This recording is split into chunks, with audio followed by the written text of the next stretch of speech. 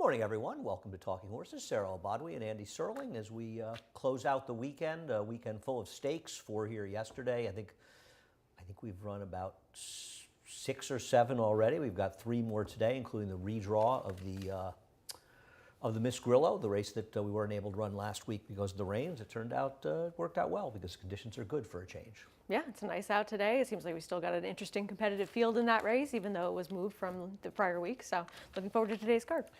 All right, we'll head over to Naira Bets. Use the promo code MATCH200. We'll match the $200 of your initial deposit. Also, check out track stats when you're over there as well. What else do we have today? We have the cross country Big 5. We've got the Bourbon, the Spinster, and the Summer.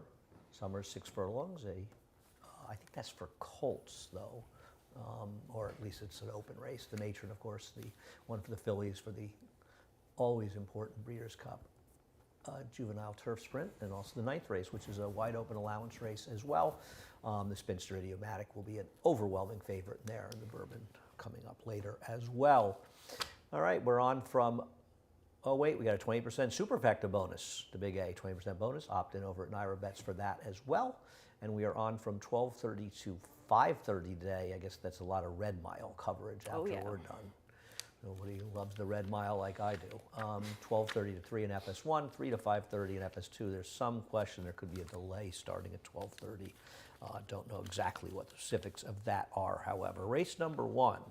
The public just can't get enough of this horse, Miss Fashionista. And here she is losing an unlosable 4-horse off the turf race last time.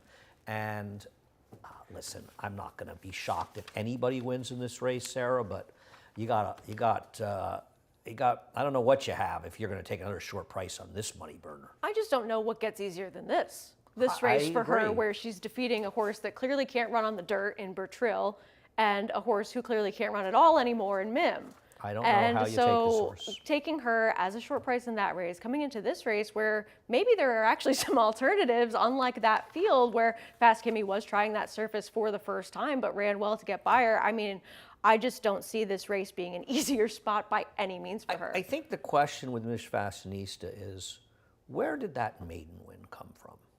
A $30,000 claiming tag? That she ran a 73 buyer and won by 7.5 lengths over Malu, who's won a couple of races since then. I'd love to know where that race came from because it hasn't exactly shown up in her PPs too many other times.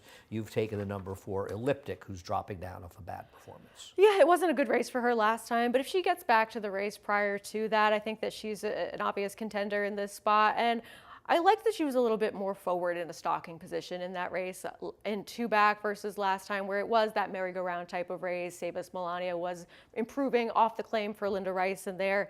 And I think that she was just maybe a little bit farther back than I'd like to see her today. And the thing about her is that she just has the recency and the slightly better performances than some of the others. She wasn't farther back, though. She was actually close to the pace, and she just kept dropping farther back.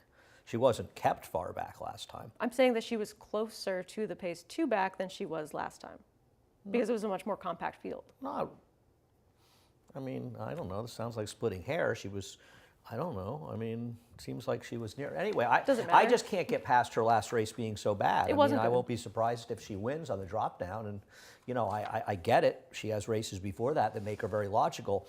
I just couldn't make an excuse for her terrible performance last time where she was in a field where she at least made some sense. Obviously, she wasn't going to beat the winner that day, but she could have run a little bit better. The reality is that I think either the speed of Pam Pam, who is now significantly helped by the scratch of the 5, will hold up. I don't really trust her. I don't really like her. But I thought the speed could be deadly from her, or else Linda will win with My Town, My Rules, who's dropping out of a layoff because it just feels like Linda's horses are really running right now, and I don't want to stand in the way of a freight train. And we saw that horse. I mean, she is right. I mean, she's done a good job with that horse that won yesterday, in that he was a sprinter and he was put in the wrong spots throughout his career. He still was a very hard horse to make, just as the Golden Horse was the day before that. These horses are running for her, and when she goes through these runs, I don't want to get beaten by any of them. So I want the speed of the 6 and the 1, and I get you with the 4. I just can't get back how bad she was last time. I think that's completely fair, but the big opinion is we're against Miss Fashionista. Yeah, which means she'll probably win. Race number 2, I don't know how much time we have to spend on this, but when I mean, if Chad Brown doesn't win the Eclipse Award this year, then they just should exclude him from the voting because obviously he's not going to win. He's got 14 grade ones. I think Ken McPeak has 5. Todd and Brad Cox have 4 each. He's obviously dominating and winning a grade 1, as we'll take a look at here with Raging Sea, great setup or not, is nothing short of a miracle because I've always liked Raging Sea. She does not strike me as particularly a grade 1 filly, but good setup or not, she ran this race and she's been better this year. She's really improved. She has been. And look, if this performance lived in isolation, I could say, well, she got this great setup. Idiomatic and Randomized really went at each other. This was one of Idiomatic's better performances, in my opinion, finishing second, putting away Randomized, just not able to hold off Raging Sea. But that race does not live in isolation. She's been highly logical and running solidly over her last 5 of 6 performances and had an excuse in that 5th one in the Ogden Phipps where she never saw the rail and wasn't forward. And any of those races arguably still make her better than what she's facing in here. I agree. It's very hard to make a case for anybody else to actually beat her. It's not like she doesn't show up. All of her races have been solid. She's run well. She's the only bright shining light, frankly, out of that Breeders' Cup Juvenile Carries the mantle all on her own. From 2 years ago. Race number 3 at 7 furlongs. This is a tricky race, and I'll start by showing a race where 2 of the main contenders, Midtown Lights and Cali Magic, met back in March, and Midtown Lights got the best of Cali Magic at 3-5. I don't love the idea of Midnight Lights being claimed away from Brad Cox.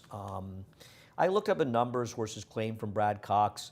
At Naira, I think they're 10 for 59, 17% with a $1.31 ROI.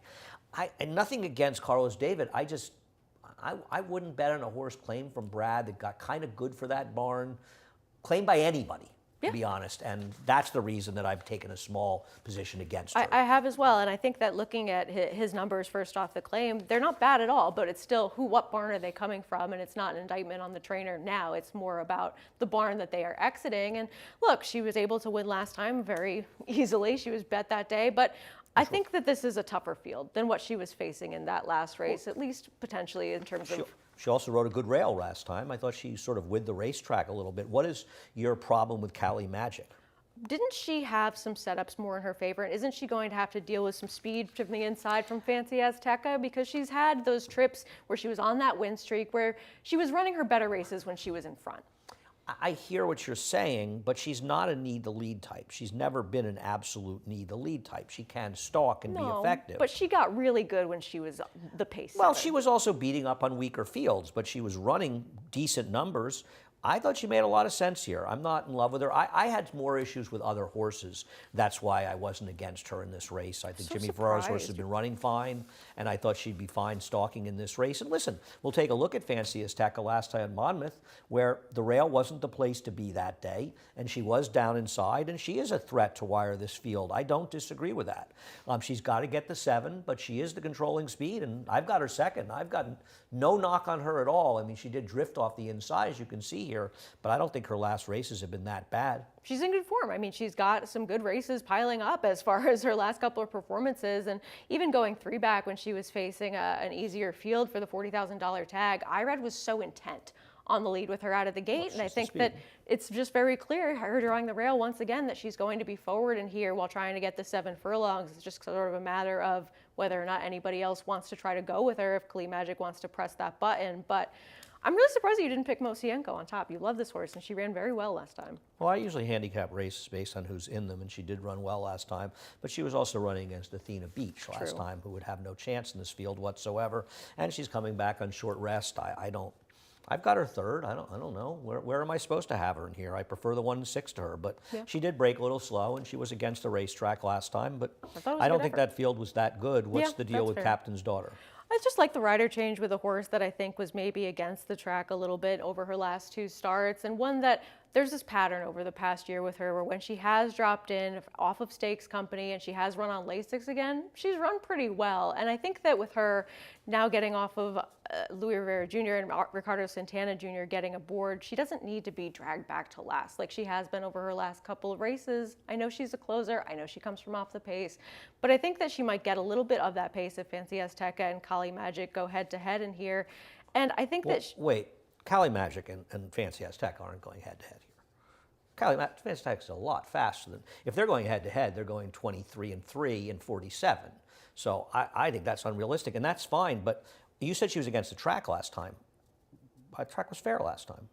Tricky Temper closed in there. I'm confused. I mean, she was against better horses, but she was not against You have track. that as a day where you wanted to be forward. No, I didn't. I had it as a day that was mostly fair, actually, just like I didn't have September 1st as a bad rail. Okay. That's not true. That's not how I look track at these trends. right before I come on. That's so. okay. I'm just Sarah, you're wrong. I don't care if you looked at it 5 seconds ago. I don't have that track as being an inside track. I have it as a fair track. I looked it up. Okay. I did. So I don't have it that way. It's fine to disagree. It's fine to have your own opinions on the track trends, but it's not fine to make up what I said on the track trends. Yeah, that's not fair. Okay.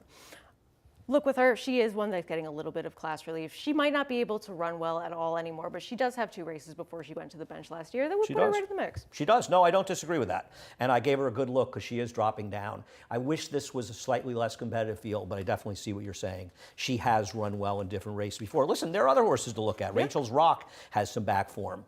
If you want to take her off the claim from Dan Giulio, I could see taking her as a price because the reality is both the 6 and 7 are flawed. I don't trust Fancy Azteca particularly either. I like her more than you do, but I don't love her in this race. So I can understand wanting to look around for different ideas in this race. Race number 4, I couldn't get away from the opportunity to show what is probably the worst maiden race we're going to run all year, though I think yesterday that early race that won was giving it a run for the money, where that horse got a 39 buyer. But even this race, where the winner got, I think, under its 30 buyer in here. We knew it was bad going in, and if Bubby Dearest gets it done here, I don't know what price she's going to be. She's going to get it done without me. I mean, at least looking at this race where everybody's a little bit slow, this was an entertaining race because we did have a horse who was so much the best in here, completely blew the break, ended up coming up as this big, deep closer, and look, this is Big 5 carryover, right? This horse yeah. I mean, it's a slow race. It is what it is, but at least it was entertaining to watch. You're right. It was the most entertaining bad race we've probably ever run. I completely agree with that. And I liked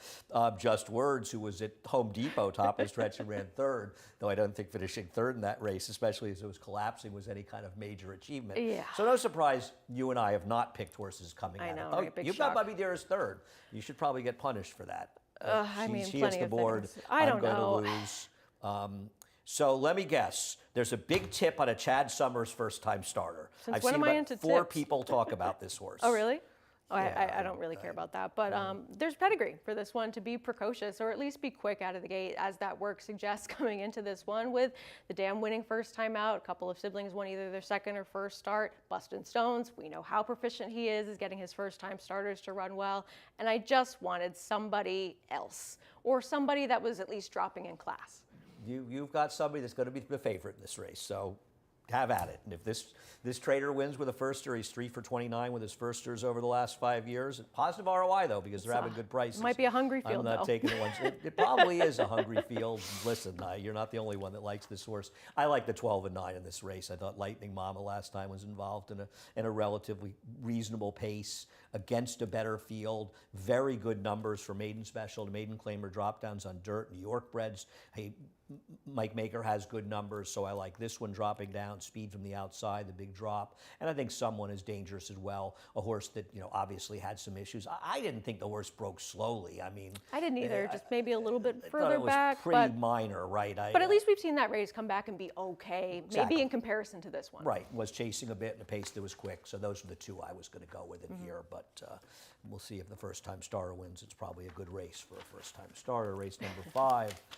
The maiden's going 1 1/16 on the turf.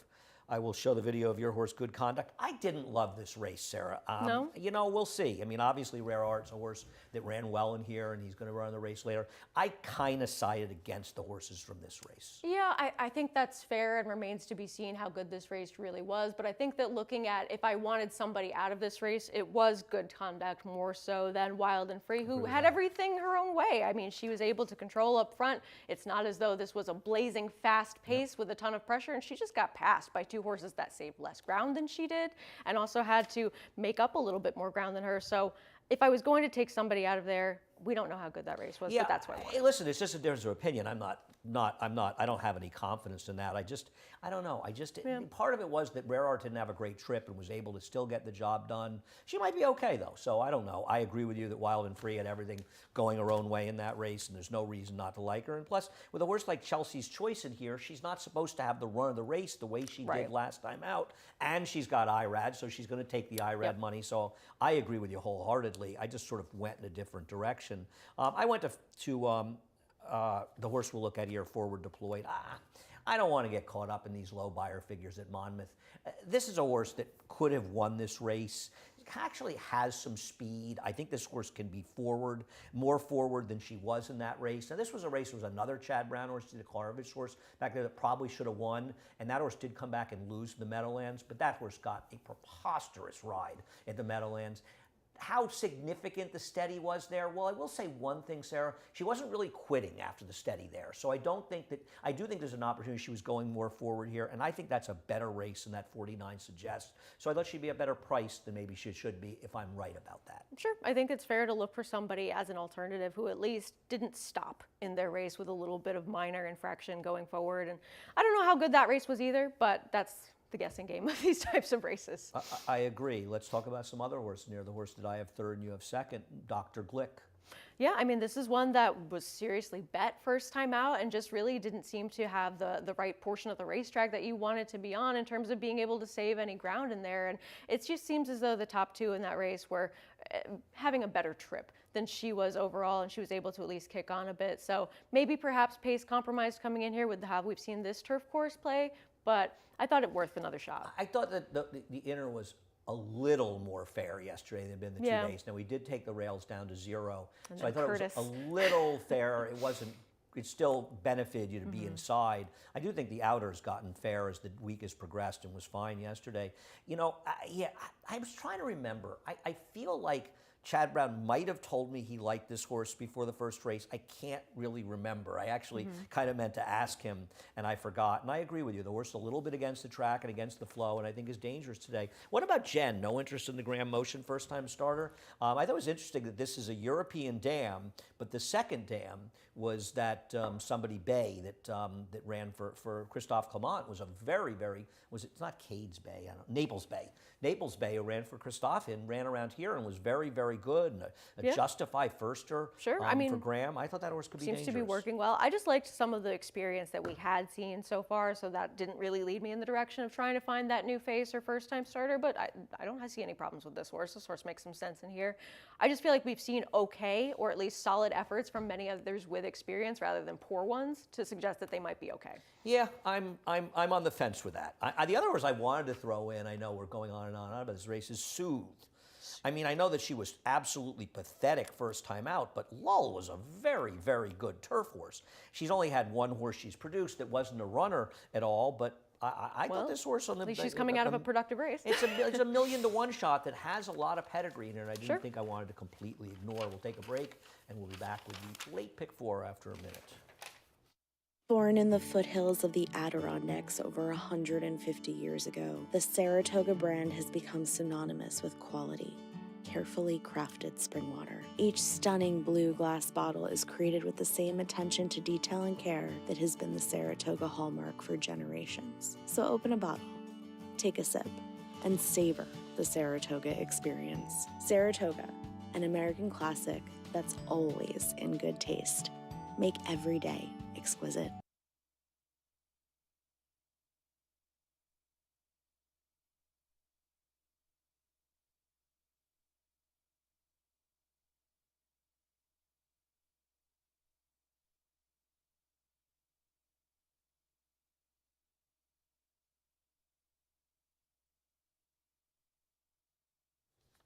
Welcome back to Talking Horses, Sarah and Andy. I feel like correct me if I'm wrong, other than slight post changes, though I don't think there were significant changes. Lavender Disaster being substituted for Opulent, whatever her name is. Restraint. I feel like that's the only change, right? Pretty much. There was one entered that's in the race prior to this, I believe. That's the Cherie de Beau horse, the one in the race prior that I picked, Good Conduct. Wasn't she entered in the original? Oh, that's a good call. I wonder if Rusty isn't Rusty. I wonder if Rusty entered Daisy Flyer at Keeneland. She didn't get in, so maybe Yes, she's a late she was like entrant. 16, Because that and the Keeneland also was eligibles, and I yep. wonder if she wasn't in there before she comes out of a race. I didn't love the race she was in, but it's not impossible because they are running that race at Keeneland later. So we'll look at Virgin Colada. Virgin Colada drew very well in here, and I thought she was unlucky to lose this race last time. On the other hand, was she really unlucky? Because, and I say this freely having bet the first horse, who probably was third best, I think the third finisher in this race was actually best. Yeah, I mean, we did see Totally Justified come back and be a part of that blanket three-way photo finish at Keeneland in the Jessamine, where I learned that I can't tell who actually won a photo at Keeneland because I thought the 6 for sure got I heard there, everybody the called favorite. that photo. I heard everybody called that photo wrong. But I never was saw it, actually so I made didn't have the opportunity to get it wrong. Yeah. That was a complete inaccuracy on many parts. But look, Was Virgin, Totally Justified in that race? she I'm was. sorry. She was a part of that photo. Oh, okay, Yeah. she finished. She had the easiest trip, and she finished third. Okay. Or second, actually. Second, yeah, right. she The finished- third horse is the one who had the big The trip. third everybody horse was is the one saying. that had the big trip, Right. and Mayday Ready is the one That got won. everybody who doesn't like Flavian Pratt the opportunity to pretend that he's a bad rider. Was that what I read on Twitter? I mean, Guess he what? didn't have anything that He's he could not have a done bad about that rider. race. I mean, that horse had an awful trip, clearly ran the best race. But anyway, we digress. Look, this is a horse that makes a lot of sense coming in here. She was favored last time. She ran well. I agree that the third place finisher in that race might have done a little bit more running than those top two. I did like Totally Justified that day, as did you. But how is she going to deal with the pace situation here? Is there going to be more pace for her? Is Marvelous Madison in here to sort of help that along? Madison's in here because she's going to win, but she certainly feels like a pace setter in this race. We'll see how quick the pace is. I think she's fine. I don't love her in this race, but I do think she's fine in here. What's the Coretto story? I mean, this one obviously a full to Spooky Channel, and we know how good he was. Obviously, I did not know. By the way, being a full to Spooky Channel is not doing a lot for me. Okay. Wasn't he a 1.5 mile horse? He won at a variety of distances routing. But anyway, this one won on debut at Kentucky Downs. I know we often say what happens at Kentucky Downs stays there, but I thought it was at least a tactical trip for this one, being parked out a little bit wider in that race, showing some forward position. And I thought that at least being able to show a little bit of forward position could be beneficial in this race to try to cross over from that far outside post and get some position going forward in this race. Yeah, it's funny. This is one of the rare races I know. I know about this horse because the second place finisher was a Three Diamonds horse, and I happened to watch this race right near Kirk Wyckoff, who owns Three Diamonds, and he told me they really liked. He said, I think he told me that the second horse was what they thought was their best 2-year-old. So I bet that horse, and I watched this horse annoyingly beat it, and they did put a lot of distance between the other horses. Yep. I wish I could get a better read on how good that race was, but I do know that Someone she did thought beat a highly of horse their that, horse. that they liked, the maker horse. They liked that horse. So Yeah. it's probably a feather in her cap. I didn't love the draw change for her. I think I had a Yeah. little higher. Was she the one? Because Marvelous Madison was already outside. Right. But I feel like she was more inside. Was It's she like the possible. 3-horse or something last time? I don't For some remember, reason, I but felt like she was yeah. more inside. It doesn't do her any favors. Yeah, no, I don't know how to rate. I don't know what to do with those Kentucky Downs races, to be honest with you. Especially when they don't have any other form to back them up. Except. It's one thing if a horse, runs a decent race and you have other form. I think that'll come up a little bit when we talk about the matron. But Yeah. here, I just don't know what to judge her that's on. it. I hear you. And I think this race is a complete crapshoot on so many levels. Lavender Disaster. I have not talked about this race with Chad Brown, neither now nor ever, but I do know that he likes this horse a lot. And I think, obviously, he was hoping to get this horse, I assume, into Keeneland. She didn't come close to getting it. I don't understand the way they set it up. The Virgin Colada didn't even get into this race, horse that had been second in a listed stake. So she didn't get in, so they transferred here, obviously wanting to get her the Breeders' Cup. And she's a little under the gun with the timing situation. And she did have a very good trip in this race. I'm not going to deny it. But I will tell you, my experience with Chad Brown with 2-year-olds is when he talks them up like this, he's usually right. So I expect her to run well in this race. She was impressive first time out. I mean, it is sort of that plan B to have her come back in this race to try to make the Breeders' Cup. It's not as though that was the original intention, but it ended up working out this way. Well, they wanted to make the Breeders' Cup. I think they just didn't Not know if they'd here. have a. I think what helped them was rescheduling this race, obviously. Right. Yeah. Look, she might be talented. I think Theoretically helped them. I think that we've seen a little bit more from some of the other horses in this field that maybe have overcome something else, or we've seen some of the horses from their races come back and at least sort of give us that measurement of how good or not they actually are. So I didn't want her at a super short price, but she can obviously win. I don't think it's going to be a super short price, but I get you're saying. She's going to be a shorter price in horses that have shown you more. Yes. And I don't think that's unfair at all. Shifty is going to take money because she ran that big figure last time. I got to tell you, I'm not buying it.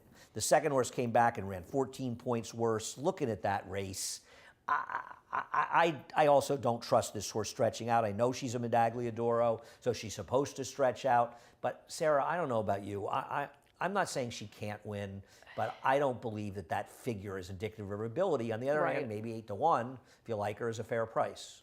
I mean, I guess. I think that this is something that Matthew DeSantis tipped me off to. Mark Cassidy, when he's switching his 2-year-olds off of Lasix, it's a very poor number. Yes, that's correct. So that's something I didn't love about this one. And I also didn't really think that we were going to see a repeat performance of that last race in here. And I think that this field, relative to the price that this horse might be, there are some other players that just seem better than the 8-1 that you might get on this one. Listen, I don't think Rare Art, you've got her third. I've got her nowhere. She ran very well to win last time out. And I think just having the race where those other two are coming back right prior to this one will maybe perhaps give us a little bit of an indication of how good or not that race was. What about Scythian? I mean, she ran well. I thought she ran well. I think she's a player in this race. I don't love her draw at the outside. But as far as Marvelous Madison, she is fast enough, I think, to clear. And I think they have to try to do that. Now, whether or not she's good enough. Now, I'm going to say that I don't think there's a single horse that I will want to win a race more this year than Marvelous Madison after the Regime Mirage embarrassment on the show. Do you know that this was when Lafitte asked me after she won, whether or not what I thought they would do with her next time, and I said, well, I imagine she'll go in the Miss Grillo next. Mm-hmm. And Rajiv just immediately started giggling and saying she has absolutely no chance. There's no way she could win the Miss Grillo. She has absolutely no chance. And I think Lafitte and I both said, yes, it's a good idea to throw out Chad Brownhorse in Miss Grillo. He's only won it 37 times. Sure. And it was a horrible misjudgment of her talents, I thought, by him. And I just want to tease Raj because he's a friend and I like to tease him. But to misunderstand her race as badly as he did, and I'm not saying you did, he did, is silly. She's not a 5.5 furlong horse. She had been entered to go long already. As I had even said on the show, Chad had told me, if she doesn't, when the race got rained off, I'll run her against opens. She's that good, and he liked this horse a lot. And the fact that she was able to be forward enough in a fast-paced race, she got stopped around the turn. She had to steady a little bit, and she came to the inside when no horses were being successful racing down the inside of the Mellon course at all the last few days of racing. Her race, to me, is a lot better than it looks. And if I think she was on the wrong part of the track, she had some trouble, it's the wrong distance, I think that 68 buyer suddenly becomes an 82 buyer, and she becomes a major player here, and she's good enough price for me to find out if I'm right. So what do you think seems so comical about her coming into this race from his perspective? Just that she's a little bit more of a sprinter pedigree? The idea that he... Because what else is there? Why somebody would think she could... I mean, none of us said she would win, but the idea that she has no chance in the race for a trainer whose record in this race is just ridiculous. Seems like an odd assumption. Right. I have no problem with somebody, you don't like the horse, and I have no problem with that. I could be completely wrong about her.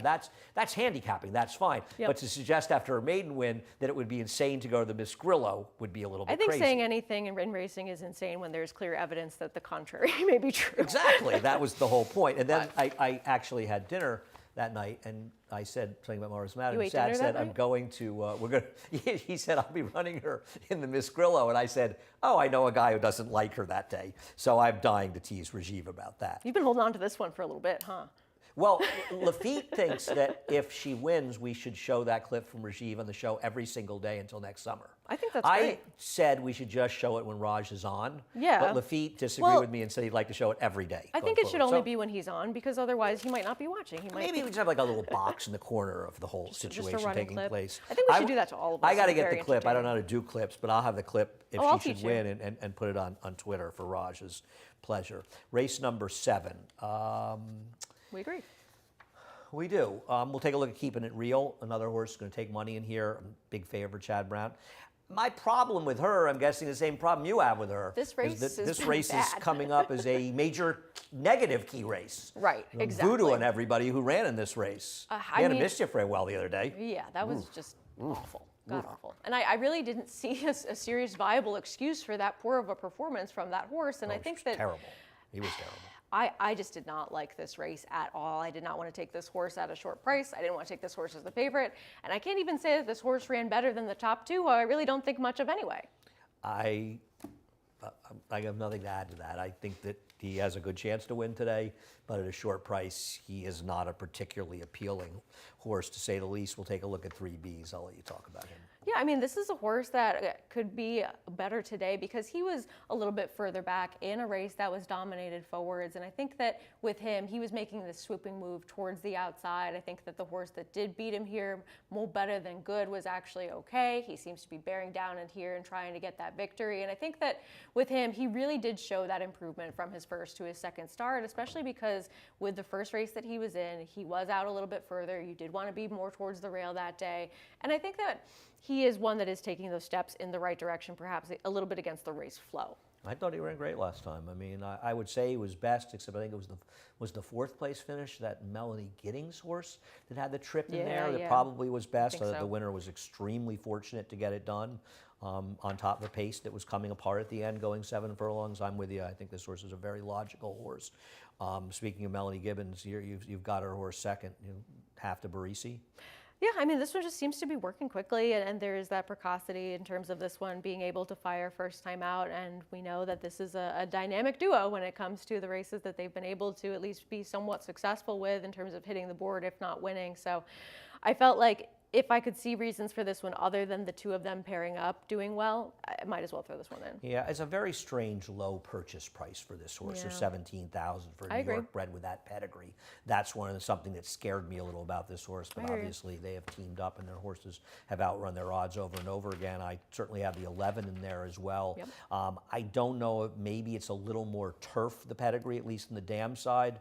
But there's a verser they paid a lot of money for, and certainly Work seemed to wouldn't be be okay. impossible. There's no killers of the ones that have run. The Matron coming up now. I feel like Laurice, as we move on to race number 8. I feel we'll take a look at Laurice. I know that Bourbon Milk Punch, she disappointed, but she didn't run that much worse. I think she ran 1 buyer point worse. Tam I Am did lose the other day, but she ran a respectable race, and I thought this horse was very good first time out. I am not against this horse at all. I hear you. I did not love how the other two horses came back and ran relative to the way that they had in this race and the money they took as well. And I think that she's facing a field that has a bit more credentials. But they didn't run worse. They just didn't win. I mean, Bourbon They Milk didn't run Punch better. ran one. Okay, but you don't think the race she ran first time is still good enough to win here? I think that she's dealing with horses in this race that have more credentials than the one that she beat in that first race. Maybe. She was pretty good. I thought she was pretty good. I think she has a huge chance to win this race. We'll take a look at the race last time that both Abiento and Civetta come out of, and we both picked Abiento. Go ahead. I mean, she was wide pretty much the whole way in this race, being able to make that move from around the turn and lose that much ground as she did. And I know that there's a little bit of that steady perhaps with Civetta, but I don't think that actually cost her a position in this race. I agree with you. I think it's nonsense. I feel like she was able to very quickly right herself and continue on. Agree more. And I think that she did run well, so I don't want to take that away from her. But Not as well as our horse. But exactly, given the loss of ground and being able to sort of outclose her, I thought that she was just a little bit better than that one and didn't really see enough of a discrepancy in the trip that told me that I wanted to take a horse drawn right to her outside at a slightly shorter price. To be honest with you, I saw it differently than you. I don't have the 11 in there anywhere. I feel like if a horse wins out of that race, it's going to be Abiento, and I am not a big fan of Civetta out of that race. I didn't think she ran particularly well at all. I thought she had a very good trip in there, and Abiento had much the worst trip, but we'll see what happened. We just went in slightly different directions on that front, but we do agree about Abiento. What about Flirting with Time for Joe Sharp and this maiden win? Where did this come from? Exactly.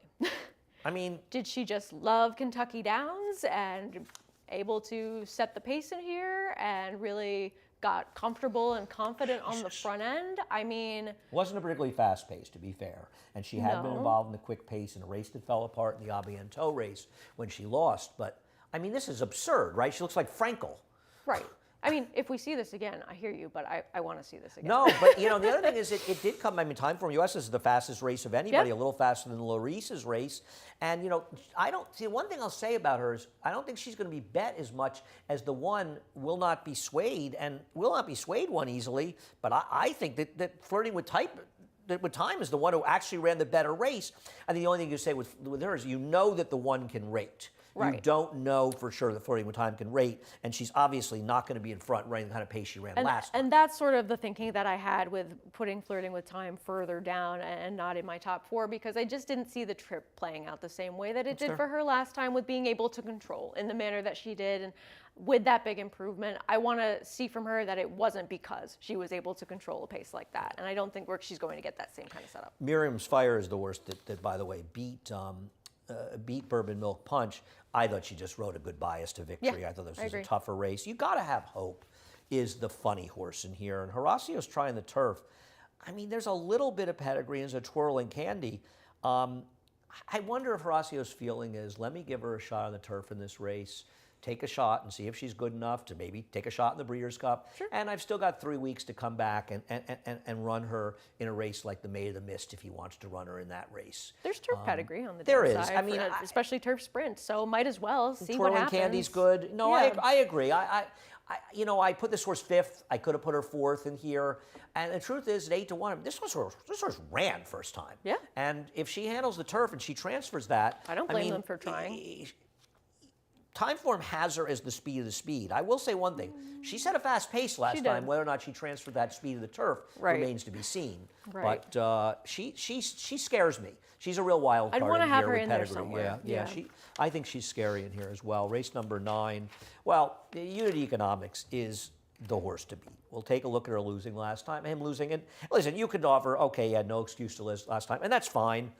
But the horse who beat him, Rebel Reb, is a good horse. And I think came back to And win yesterday as well. Did it? I mean, he's a good horse. Yeah. Cherie trains this horse. I think it's a John Gunther horse, and just was too good. And the 2 figures are good. And the difference with Unit Economics that she's gotten better is the blinkers and being more forward. And it's funny because Chad Brown liked this horse, and he actually told me he liked her before her first race. He should have won first time out. And he said, he's not one of my usual. He said to me, "Don't worry, this horse has more speed." Because I said the horse is outside post. He said, "This horse has more speed," and this horse never showed any speed. He was right. Ultimately, the horse had enough speed to be in there close. It just somewhere. took a while for it to come to Sure. fruition. I'm not against him. I just want to take somebody else. Yeah, and I mean, I don't think you could even really necessarily fairly say this horse has been disappointing, just maybe in regards to the way that this horse has been bet repeatedly in that's terms fair. of where this one is finished. But if you look at those second place finishes, and even the one last time, they've been against some pretty decent horses His and last 2 good races overall. are make him. My friend Steve just said that not only did Rebel Ed win, he said that he, quote, jogged in there. We'll take a look. It's all coming together, the 8. I have 3rd. You're not at all scared of this horse in this race? I mean, this is a horse, this is 3 back. I know there's some other speeds outside. This horse is pretty quick. He is. And I'm a little scared that this horse could wire the field in here. This horse has been running against much better horses. He has been, and it's absolutely a possibility. And I think that to dismiss that would just be silly and not reading the race correctly, because when he gets to control on the front end, he's very dangerous. And we have seen the course play kindly to horses that can get over to the inside and control. I'm just hoping that the horse that I picked can be the one to go a little bit quicker than him with more intent, bring me a check as he stretches to a distance where he's been successful going forward in those route races in the past. And he has that experience. If you go way back when he was sprinting and able to show a little bit of quickness, I think that over the last couple of races he's been in, he's shown that he's still in okay form. And I just hope that Ricardo can be really aggressive with him. Okay. He'll be a price. The Ramblin' Wreck Fly Right Samburu race that a lot of them are coming out of, I'm going to take the opinion that this was not a good race. First of all, much as I'm happy to see McCullough named for the late Paul McCullough, who was a wonderful man, I'm glad to see him coming around, but he improved dramatically to win this race, and I know these horses kind of improved. I feel like they all hit the wire together, and the reason I'm showing is because I like a horse out of this race. I like Barrage. I liked Barrage a lot last time. Obviously, that turned out to be a very bad opinion. Having said that, he had an absolute no-shot trip, 3 to 4 wide the entire way around the racetrack. And he does have back races that are fast enough to make him competitive. And given his trip last time, and I liked him, and the fact that he's going to be a much bigger price today, I felt like I had to pick him. I'm not convinced he can beat Unique Economics. I'm not convinced he's good enough to beat a Cumberland horse in here. It's all coming together can beat him. But he's going to be a price, and I'm going to use him with those horses. You've got Wally World second in here, and I flirted with putting him. I think I've got him fourth. He's just got to take a big step forward, doesn't he? He does, but I don't want to pretend that that's out of the question. No, I agree. That's Maybe fair. the price is not fair to find out today. And I think that that's completely reasonable to suggest, but I don't want to be dismissive of a horse that could easily be an improved horse as of now coming back off that bit of a break. He could run an 87 or 88 buyer in here quite easily on natural improvement. We haven't seen him in now 5.5 months. There's no reason he couldn't run a lot better. I don't disagree, but I also agree with what you said. He's At not a 9 good to bet. 2, I don't feel like finding out. At 12 to 1, I think you and I might put him on top and bet him to win. Absolutely. But if he's in the 5 to 1 range, and he's the curse of success, because the Chad Brown name is there, he cannot be a big price in this race, and he's run well, and he's got a cool name. That's what all horses are bet on. You do know where the name comes Yes, from. we talked about it last time. Yes, Vacation. I saw the original. Oh, did you? Yeah, I had it mixed up with another movie, but I definitely saw the original. Anyway, that does it for Sarah and I. Head over to Naira Bets. If you're not a member of Naira Bets, use the promo code MATCH200. We'll match you with $200 on your initial deposit. Stick around to the end, so we have some very important news to give you about the show today. Check out track stats when you're over there as well. What did you have for me next? The cross country Big Five. 3 at Keeneland, 2 at Belmont, including the 9th race we just talked about. And I think the 8th and 9th here are extremely competitive races. It's probably good you've got Idiomatic as a potential single in there, because I'm guessing there's a lot of wide open races in the other races. I'd agree. And probably worth taking a look. That's actually a pretty good sequence. When Yeah. it helps to have that one short price sequence in theory One in winner. those open races. What else do we have? 20% bonus on Superfectas today, opposite Naira Bets. Also the show today. We are going to start out at 12:30 on FS2. As soon as FS1 becomes available, I don't know exactly what's going on there. Somebody said something about FIFA. As soon as I see the words FIFA, I start getting delirious. There's a World Cup there's something on. So as soon as that's over, we'll go to FS1. But we'll start at 12:30 in FS2, switch to FS1. We'll give you a notice. You'll find it on your TV. And then from 3 to 5:30, we will be on FS2. We're done. Sarah, thank you. Thank you for watching. Chris Griffin's getting ready. He's coming up next with a reprise of the Scratches and Changes. Have a great day. Born in the foothills of the Adirondacks over 150 years ago, the Saratoga brand has become synonymous with quality, carefully crafted spring water. Each stunning blue glass bottle is created with the same attention to detail and care that has been the Saratoga hallmark for generations. So open a bottle, take a sip, and savor the Saratoga experience. Saratoga, an American classic that's always in good taste. Make every day exquisite.